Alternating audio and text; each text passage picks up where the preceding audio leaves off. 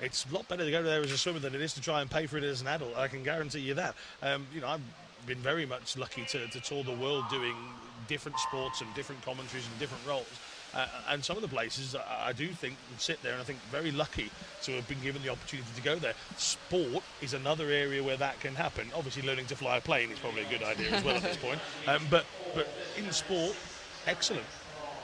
Yeah, it's such an amazing opportunity that we have as athletes to do lots of things, to inspire people, to travel the world, to learn how to, to do life essentially.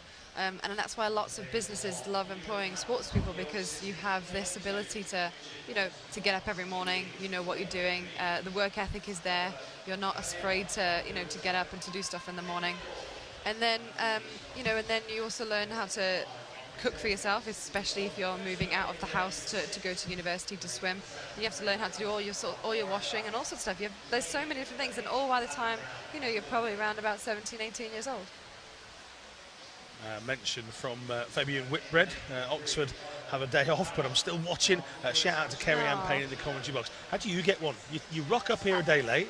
I trained with him, so fair enough. Oh yeah, let's pick your favourites, Fabian. Thank you very much to you for the tweet. Keep them coming. Hashtag BSC17. We are really, really enjoying integrating and talking to the people out there who have, we love the fact that you're watching it. We love the fact that you've taken time out of your day, whatever you're doing, whether you're in your art lesson, we had ladies ironing the other day, so I was watching an iron at the same time. Brilliant, absolutely fantastic. As long as we don't get one that somebody's driving, other than that, pretty much all the other circumstances or flying seem fine.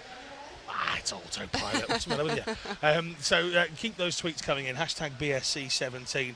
Keep telling us where you're watching, how you're watching. Love the pictures a few days ago. We started getting pictures of people showing us how they were watching. Massive TVs, by the way. Some small ones, though, we did get. Yeah, we did. There were some small. People are getting TV envy, I think, by the end of it. Here in the 400s, I'll read this tweet out from Ian Phillips in a moment. He's got a very good point. Somebody I do agree with.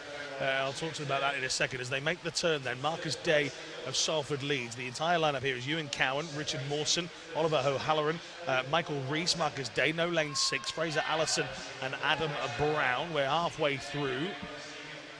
And at the moment, in 5 and 3, it's Day and O'Halloran that lead the way. Ian Phillips is going to miss watching Robbie Pavoni in the 400 IM, and I think if you have been a swimming spectator over the last, I would say 5 or 6 years, you just got used to Robbie Pavoni being there or thereabouts in those events, and certainly representing Great Britain in London. So yeah, he's going to be an interesting one to try and replace.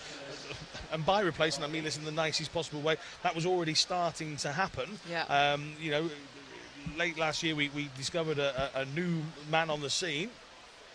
So Max Litchfield, who former Doncaster Dart, come through now swimming for City of Sheffield right here in this home pool, nudged Roberto Pavoni into silver last year in Glasgow. Dan Wallace nudged Robbie into silver in London, and having won it in Glasgow the year before that, Pavoni just couldn't quite match the pace of the next generation coming through. And as we keep saying, that's what happens. You are there for a period. Let's be honest, people like Michael Phelps and maybe Ryan Lochte, you're talking about an enigma, something that's that's not the norm. Let's be honest now, how long will Adam Peaty dominate for? And that's up to him and his body and his training. But even in most sports, you only have a limited shelf life if you want it there. So Robbie Pavoni would always have known that. He got a massive experience out of London from it, and then all of a sudden that next generation comes through, and you have to sometimes admit, you know what? They're quicker than me. They're better than me. They're stronger than me. What do I do? You either adapt or it's time to move to something else.